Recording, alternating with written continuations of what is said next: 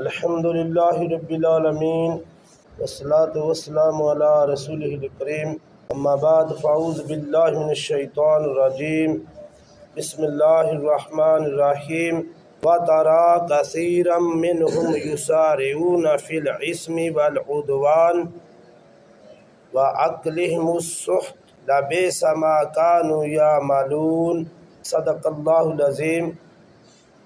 فجاء محمد سراج منیرا فصلوا علیہ کثیرا کثیرا۔ سورہ مائدہ آیت نمبر 62۔ ارشاد باری تعالی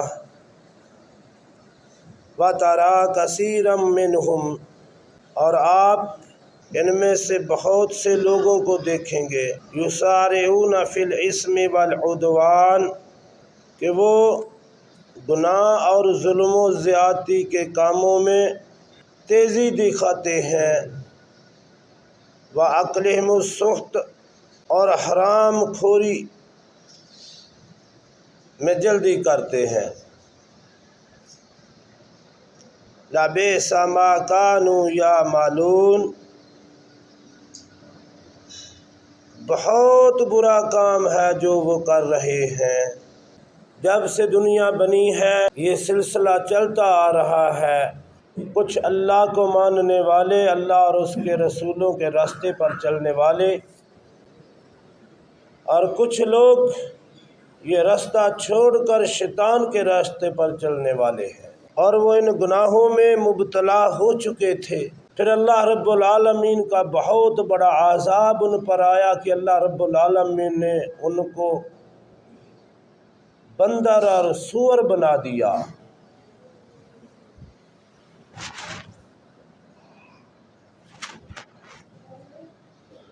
جو قوم کبھی دنیا میں سب سے فضیلت والی تھی، لاڈلی تھی، جب اس نے راستہ حق کا راستہ چھوڑا، اللہ اور اللہ کے رسولوں والا راستہ چھوڑا، تو پھر دنیا میں ہی ان کا انجام بد ہوا۔ تو آپ صلی اللہ علیہ وآلہ وسلم کے زمانے میں بھی یہ لوگ گناہوں اور ظلم و زیادتی کے کاموں میں بڑی بھاگ دوڑ کرتے تھے، یسارعون، کوئی یار نہیں محسوس کرتے تھے، دوڑ دوڑ کر لیتے تھے۔ اس گناہ ہے، آنکھوں سے، زبان سے، کان سے،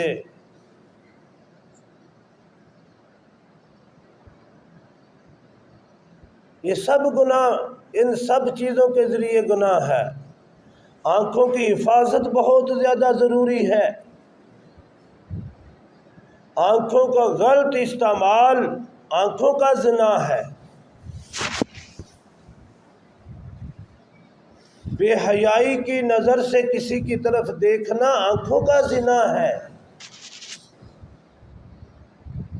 کسی کی چغلی اور غیبت کرنا یہ زبان کا گناہ ہے۔ یہ چھوٹے چھوٹے گناہ جنہیں ہم گناہ سمجھتے ہی نہیں،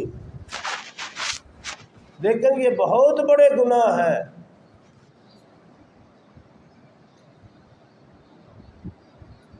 اور غیبت تو ہم میں عام ہو گئی ہے، بس یوں ہی بیٹھے کسی کے عیب ہی بس۔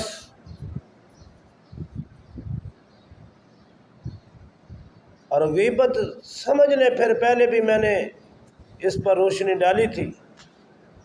غیبت کیا ہے؟ کسی کے پیٹھ پیچھے اس کی برائی بیان کرنا۔ صحابہ اکرام نے عرض کی، یا رسول اللہ صلی اللہ علیہ وسلم، اگرچہ وہ اس برائی اس میں موجود ہو، آپ نے فرمایا یہی تو غیبت ہے، اس میں برائی موجود ہے اور آپ اس کا تذکرہ اس کی پیٹھ پیچھے کر رہے ہیں،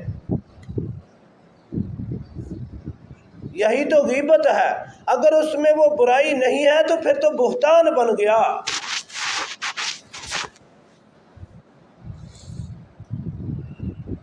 ہم آج ان چیزوں کی پرواہ نہیں کرتے، یہ بڑی چھوٹی چھوٹی چیزیں ہیں جن کی ہم پرواہ نہیں کرتے، لیکن یہ گناہ کے لحاظ سے بہت بڑی چیزیں ہیں۔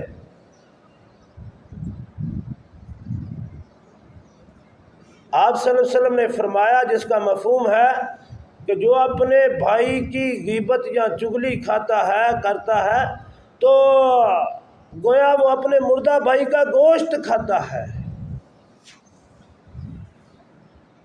اور کون پسند کرتا ہے کہ اپنے مردہ بھائی کا گوشت کھائے؟ اسی طرح ہم کانوں کا بھی بڑا غلط استعمال برائی کے لیے استعمال کرتے ہیں۔ تو یہ سب گناہوں میں ہیں۔ یہ وہ گناہ تو اور بھی بہت زیادہ ہے، لیکن یہ وہ گناہ ہیں جن کو ہم آج اہمیت نہیں دے رہے۔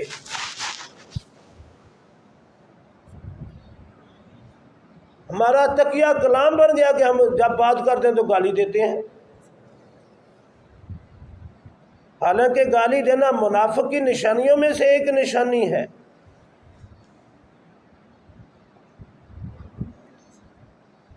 والعدوان، اور زیادتی، ظلم و زیادتی۔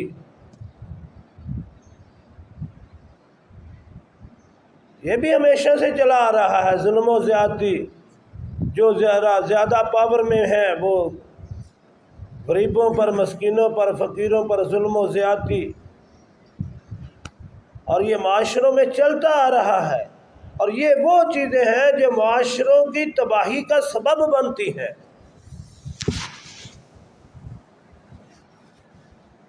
ظلم و زیادتی تو اتنے بڑا جرم ہے کہ یہ دنیا میں بھی جس خاندان میں ظلم و زیادتی ہو وہ خاندان تباہی کے دانے پہ پہنچ جاتا ہے، جس معاشرے میں یہ ظلم و زیادتی بڑھ جائے وہ معاشرہ تباہ ہو جاتا ہے، جس ملک اور حکومت میں ظلم و زیادتی بڑھ جائے وہ تباہ و برباد ہو جاتی ہے۔ وَأَكْلِهِمُ السُّحْتَ، اور حرام خوری کرنا۔ حضور نبی اکرم صلی اللہ علیہ وآلہ وسلم نے فرمایا، اگر کسی نے 10 درہم کا لباس پہنا ہوا ہے تو اس میں سے 1 درہم بھی حرام کا ہے تو اس کی نماز قبول نہیں ہوگی۔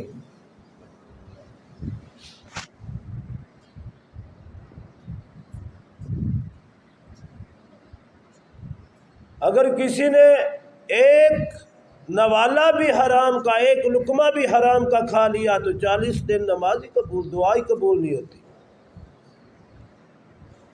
اسی لیے بزرگان نے دین کھانے کے اور لباس کا بڑا خیال رکھتے تھے کہ یہ کہیں اس میں حرام مکس نہ ہو۔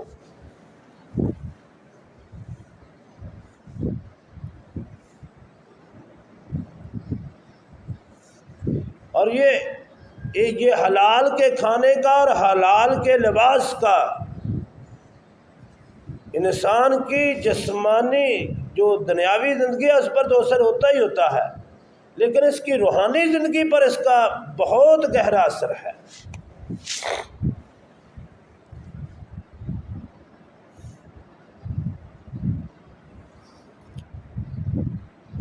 ایک بندہ کوئی اہل علم کی دعوت کرتا تھا سال بعد،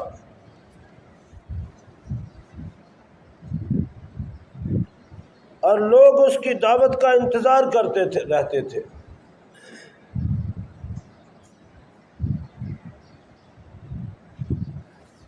تو کسی نے پوچھا، بھئی اس کی دعوت کا اتنا دیر انتظار کیوں کرتے رہتے ہو؟ یہ کوئی دعوت میں کوئی خاص اہتمام بھی نہیں کرتا، سادہ سی دعوت ہوتی ہے اور سال سال اس کا انتظار کرتے رہتے ہو۔ تو کسی کہنے والے نے کہا کہ اس کے پیسے حلال کے ہوتے ہیں۔ وہ کیا کرتا تھا، وہ گھوڑوں کے لیے یہ گھاس کاٹتا رہتا تھا، سارا دن کاٹتا رہتا تھا، اور جو ٹانگے والے گھوڑے ہوتے ہیں ان کو وہ بیچتا تھا، اور وہ کہتا ہے کہ میں اس کے 3 حصے کرتا ہوں ہر روز کی کمائی کے، 1 حصہ اپنے گھر والوں کے لیے، 1 اس کی بیوہ بیٹی تھی اس کے لیے، اور 1 حصہ بچا کے رکھتا تھا۔ اور جب وہ اتنے ہو جاتے کہ دعوت کوئی نارمل سی دعوت ہو جائے تو وہ اہل علم کو بلاتا، علماء کو بلاتا، طلباء کو بلاتا اور کہتا کہ بھئی یہ لو پکا لو اور کھا لو۔ تو کہتے ہیں جب ہم اس کے ایک دن کی، کسی کو ایک نوالا آتا تھا، کسی کو 2 آتا تھا، اتنی بس آتا تھا، تو کہتے ہیں وہ ایک نوالا بھی جو کھا لیتا تھا 1 مہینہ اس کی تہجد نہیں چھوٹتی تھی۔ کہتے ہیں اس لیے ہم انتظار کرتے رہتے ہیں۔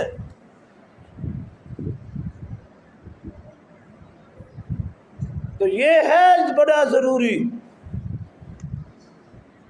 ایک نوالا بھی حرام کا بندے کی اندر کی جو روحانی زندگی ہے اس میں ہلچل مچا دیتا ہے،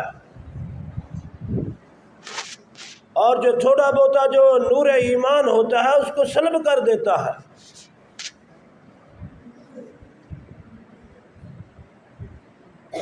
تو ہمارے معاشرے میں تو آج اتنا حرام ہو گیا ہے کہ حلال کا ملنا مشکل ہو گیا ہے۔ کرپشن اور رشوت ہمارے معاشرے میں عام ہو گیا ہے، عام۔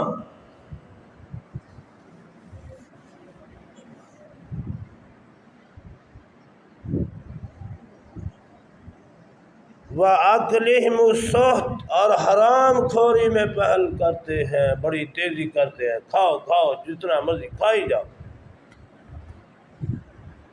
کوئی حلال حرام کی پہچان نہیں کرتا۔